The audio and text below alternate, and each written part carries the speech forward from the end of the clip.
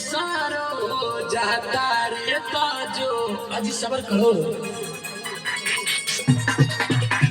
जो रे भोसारो जाता रे ताजो, तो हर चीज तू के करो से फरबो।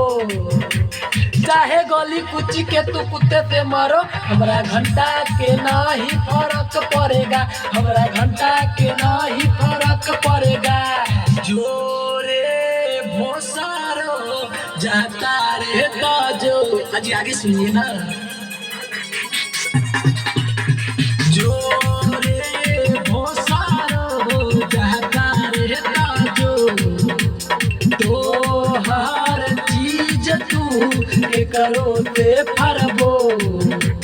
चाहे गोली कुची के तू कुत्ते से मारो, हमरा घंटा के